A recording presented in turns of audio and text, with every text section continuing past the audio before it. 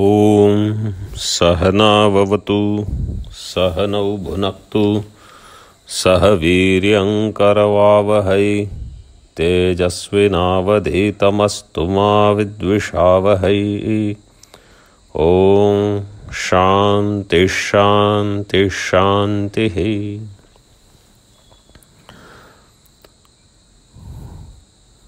So far we have seen that Atma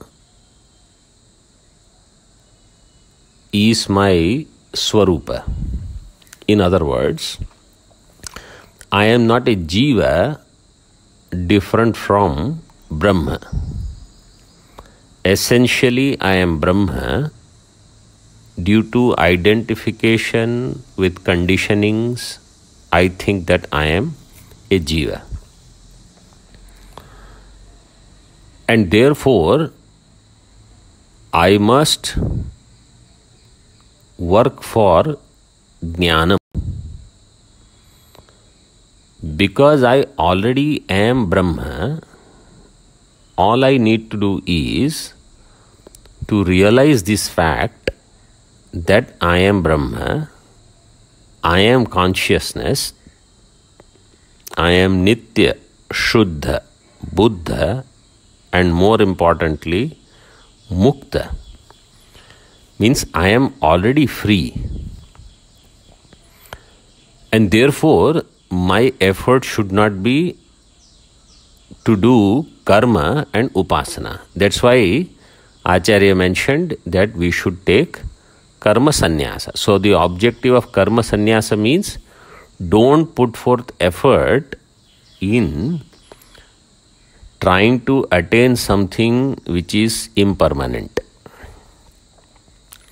Put forth effort in recognizing that I am already Brahma, that reality, the infinite truth. How to pursue this knowledge? So it was said with the help of Acharya and Shastra. And we saw the Ishavasya Upanishad mantras, Bhagavad Gita, and so many other Upanishad mantras can be used for this kind of dwelling on the teaching where I assert that I am already Brahma. That no Kriya, no Karma is going to make me Brahma. I already am Brahma. So this was the approach. And then Acharya talked about the Avasthatraya Viveka, the three states, waking, dream and deep sleep states, which belong to mind. And I am the Sakshi, witness to all these three. And so, I should not be affected by what happens in waking, dream and deep sleep. So, up to this, Acharya has explained, and then the last stanza that we saw, there it was said that due to conditionings, this same Avasthatraya Sakshi, Nirguna Nirvikar Atma becomes Sarvagnya and Sarvakrit. So, omniscient, omnipotent.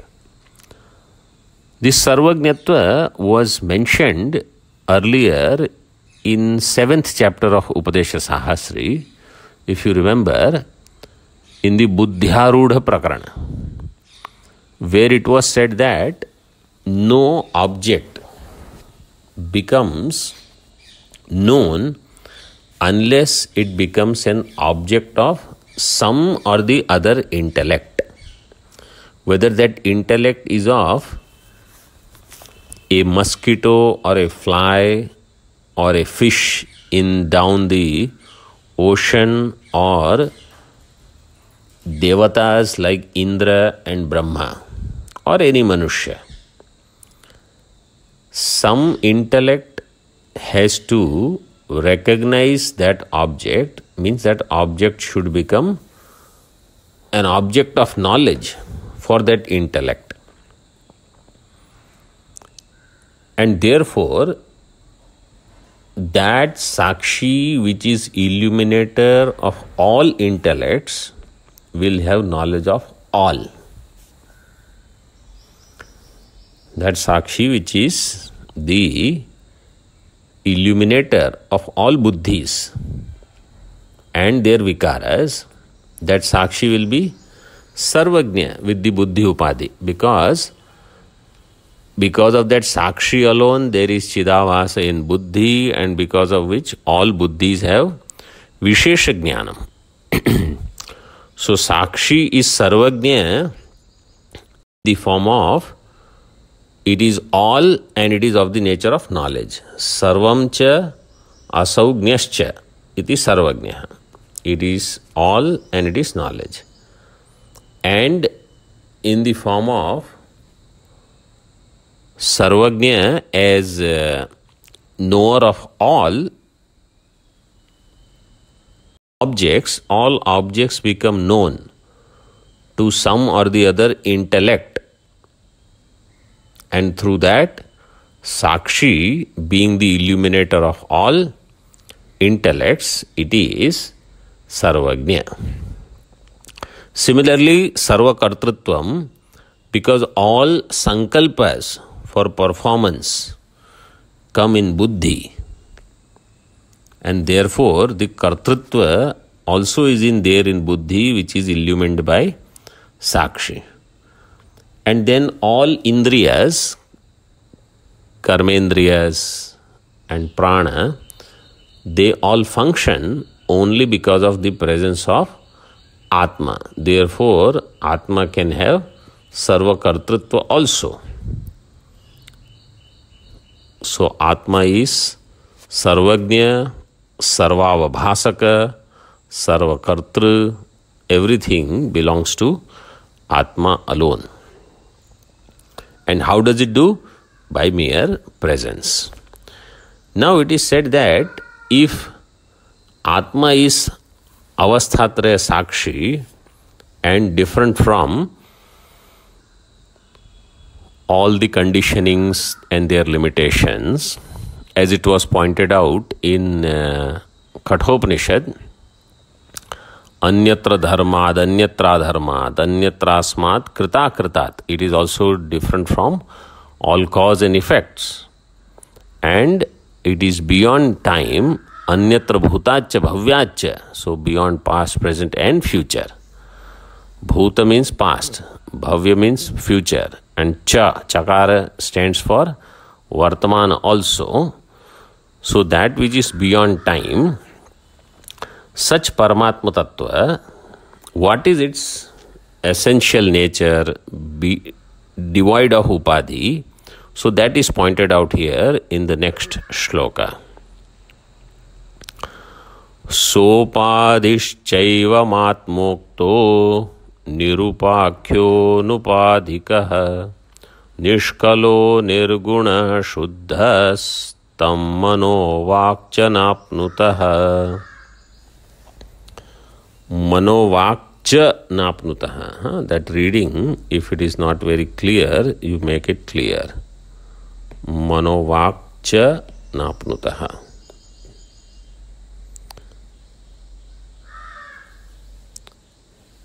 This Atma that we know, sopadhihi cha eva evam Atma uktaha. Evam, in this way, Atma sopadhihi uktaha. Atma that is uttered, explained so far, is sopadhihi. Means it is along with upadhi.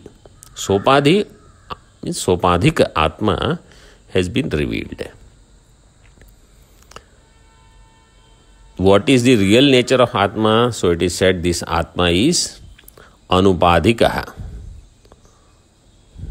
Atma is nirupadhika. So it is said, then why don't you talk about nirupadhika? You have been talking about sopadhika all along. So it is said, anupadhikaha nirupakhyaha. Nirupakhyaha means avachya, it cannot be described. It does not become an object of knowledge. That is called avachya. So that which does not become a vishaya of vani, of speech also, nirupanam. Nirupanam means description. So such Atma, anupadhika, devoid of conditionings, is nirupakya. And then nishkalaha, it is partless. It does not have division of the knower, known and knowing or knowledge. Jnata, pramata, prameya and prama. Such division is not there. Nishkalaha. Or the division in the form of Jiva, Jagat, Ishvara. That division is also not there. Nirgunaha. It is attributeless. No properties. Atma do not have any properties. Like in different darshanas, Atma is understood differently. Tarkikas, the Nyaya Vaisheshika Darshan, they say Atma has gunas. But in Vedanta, we do not accept that. In Vishishta Advaita, they say Paramatma has parts. In Advaita Vedanta, we don't accept that also. And Shuddhaha, Atma is ever pure. Nitya Shuddha. So, no karma or upasana is going to make Atma pure. Atma is ever pure. And this Atma is manovakcha na apnutaha. Mind and speech do not attain this Atma. Manovakcha na apnutaha.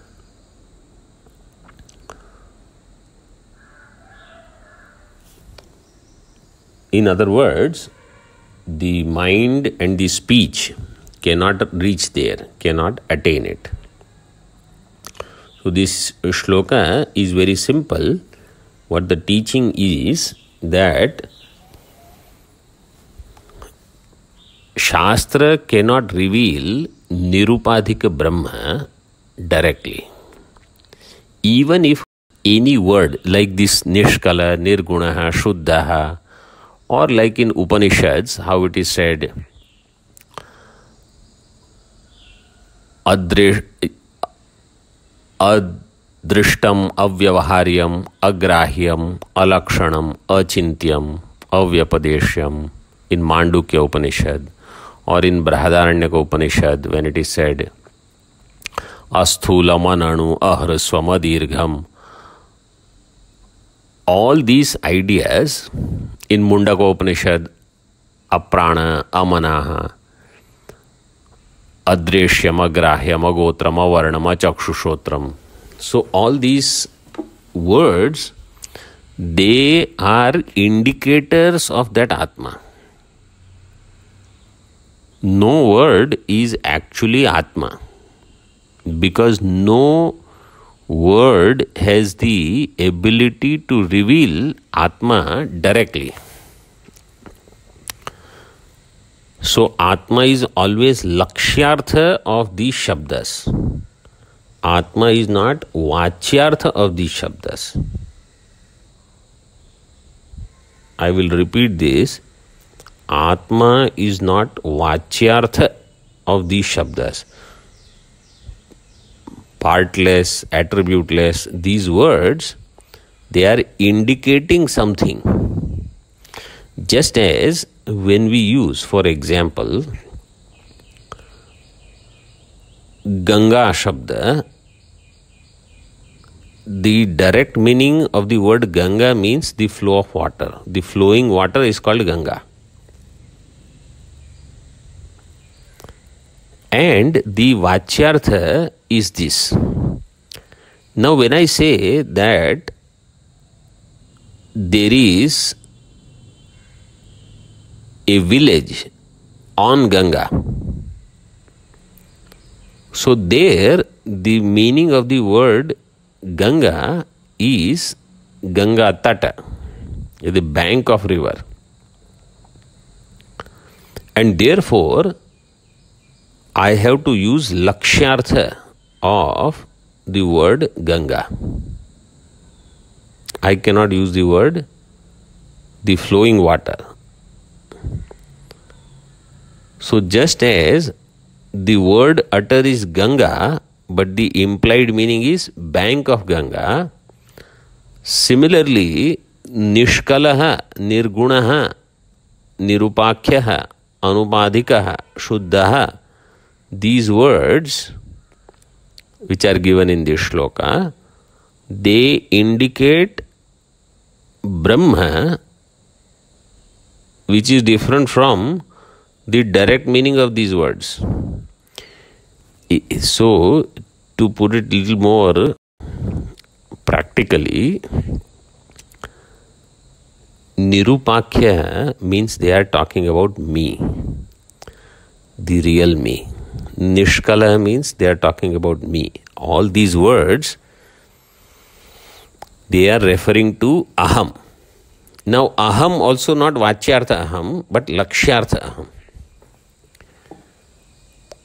So, who is Nishkalaha? Nishkala is me. The implied meaning of the word I.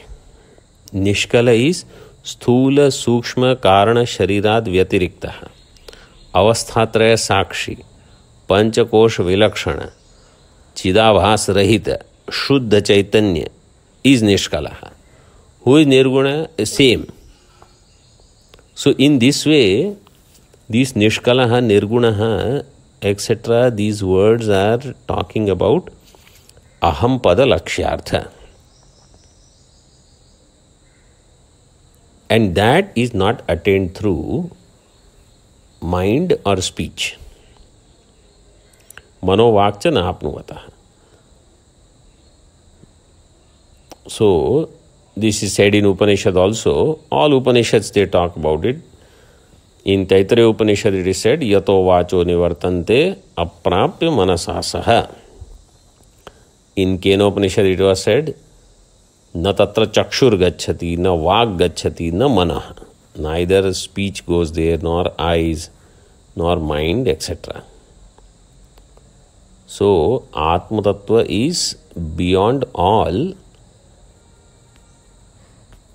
Paurushaya Pramana. And Apaurushaya Pramana will only indicate. How the best example, is given in Ramayana, in Tulsi Ramayana, when Ramchandra ji, Lakshman ji and Sita ji, they all are walking in the forest, and then in between some village comes. So these villagers, they gather around them and they see that they are, very nice looking, all handsome and beautiful and everything. And the women of the village, they will go around Sita ji. Then they want to know who is her husband. So they will ask, who is your husband? So Sita ji won't say, this is my husband. It is not directly indicated. How she will say?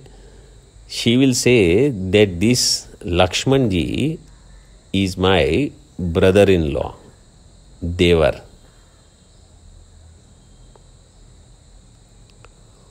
So they will understand that not this, the other one. And when that other one is revealed, then at that time, Sita ji just becomes shy and puts her eyes down as though agreeing with what is said. So this is how Brahman is also revealed through implied meaning, not directly. That is the purpose of this shloka. And that is me. So all these words are actually revealing my true nature. Nirupadika Brahma. Now, in the next shloka, what is said is that how is this Brahma manovak agamya, means that which is beyond mind and speech. This Brahma, this Atma, is explained, and in this there are so many confusions by the philosophers, darshanikas. So that is said. Chetano vapi karta gato gatah baddho muktastatha chaiko nekah shuddho nyatheti va. This Atma is Chetana or Achetana. It is consciousness or matter. This is one debate. Karta or Akarta. This is second debate. Is it doer or non-doer? Gataha means Vyapakaha, pervading, all pervading, or Agataha, Avyapakaha. So that is regarding its parimana, its size. Baddhaha muktaha. This is debate number 4. Atma is bound or liberated. Fifth debate. Ekaha anekaha. Atma is one or many. And sixth one is Shuddhaha Anyatha. Is it ever pure or impure? And through process it becomes pure. Itiva. In this way, mind and speech cannot reveal, and they all have their limitations. And the so-called philosophers, they have debate over all these. Actually, if you study different darshanas, then all these discussions become clear, and how those who do not take Upanishads as pramanam, those who do not study the Upanishads with the help of a teacher with faith and humility, they will always be confused in their life. So here it is said Atma is Chetana or Achetana. So the Charvak Darshan and Nyaya Vaisheshika, Prabhakar Mimamsaka, they all say Atma is Jada and it is not Jnana Swarupa, it is Ajnanam. Either they say it is Jada or they say it is Ajnanam.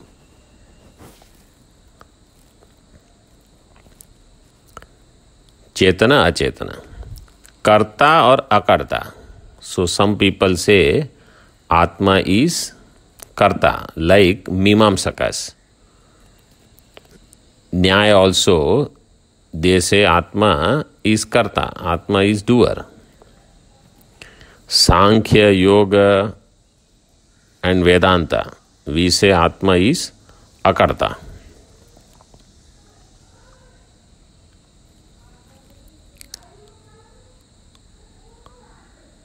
Then, regarding the all-pervading nature,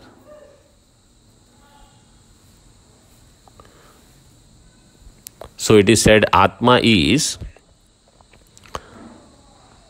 all-pervading, Vibhu. And this is accepted by Nyaya, Vaisheshika, Sankhya, Yoga and Vedanta. But Mimamsakas, they say, no, Atma is not all-pervading. And all darshanas, they accept that Atma is Baddha, except Advaita Vedanta. Advaita Vedanta says Atma is already liberated. Atma cannot have bondage.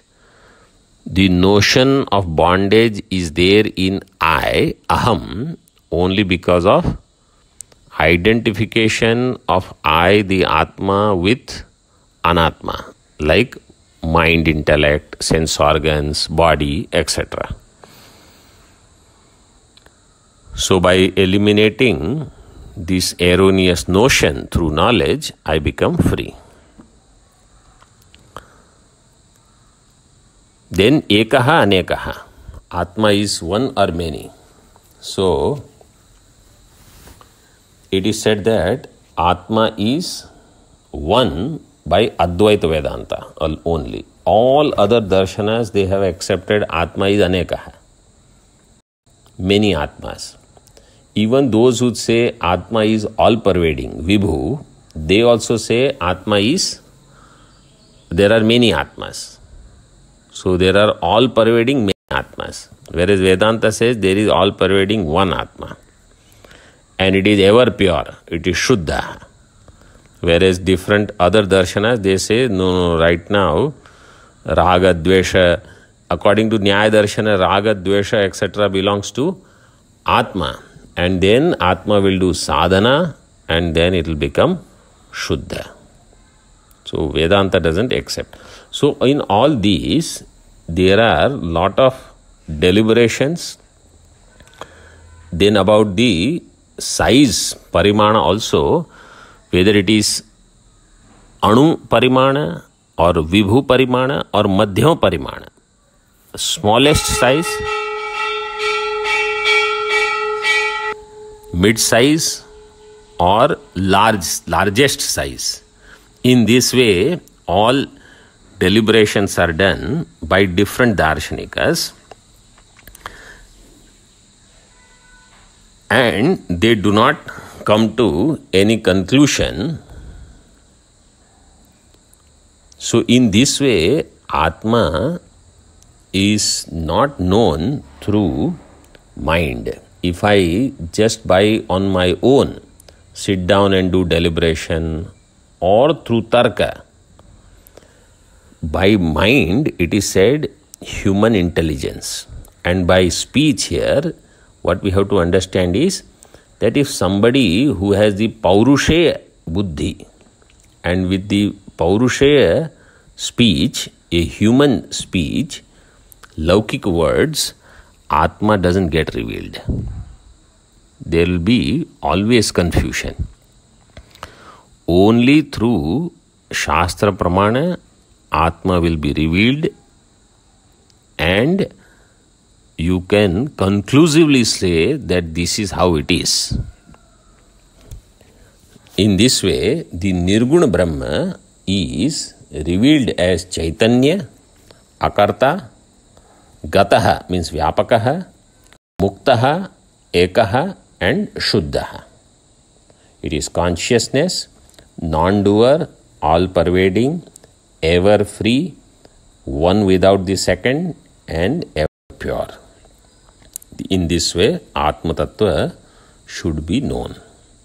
Om Purnamadaha Purnamidam Purnat Purnamudachyate Purnasya Purnamadaya Purnameva Vashishyate. Om Shanti Shanti Shanti. Om.